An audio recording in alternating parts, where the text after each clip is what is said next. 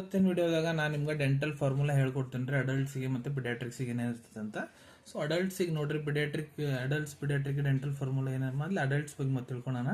So ಅವ್ರದಾಗ ಇರ್ತೈತೆ ರೀ 2123 by 2123 into 2 ಇರ್ತೈತೆ ರೀ.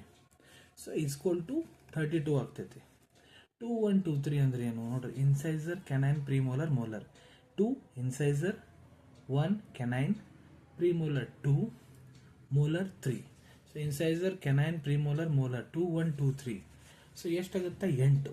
ಸೊ 8 8 16 8 8 16. ಅದಕ್ಕೆ 2123 by 2123 into 2. ಯಾಕಂದ್ರೆ ಎರಡೆರಡು ಸೈಡ್ ಇರ್ತಾವ್ರಿ, ಈ ಕಡೆ ಈ ಕಡೆ ಈ ಕಡೆ ಈ ಕಡೆ. ಸೊ ಟೋಟಲ್ ಎಷ್ಟಾಗುತ್ತಾ 32 ಆಗುತ್ತೆ ರೀ. ಸೊ ಇದು ಅಡಲ್ಟ್ ಡೆಂಟಲ್ ಫಾರ್ಮುಲಾ. ಪಿಡಿಯಾಟ್ರಿಕ್ಸ್ ಬಗ್ಗೆ ಮಾತಾಡ್ಬೇಕಂದ್ರೆ 2102 by 2102 into 2.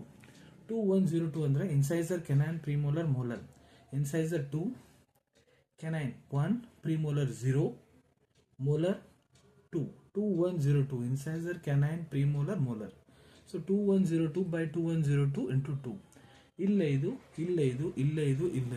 ಅದಕ್ಕೆ ಒಂದೊಂದು ಹೇಳಿರ್ತಾರಲ್ಲ 2102 2102 into 2 ಅಂದ್ರೆ 2 ಆಗುತ್ತೆ. 5 ಟೋಟಲ್ 20 ಮಿಲ್ಕ್ ಟೀತ್ ಇರ್ತಾವ್ರಿ.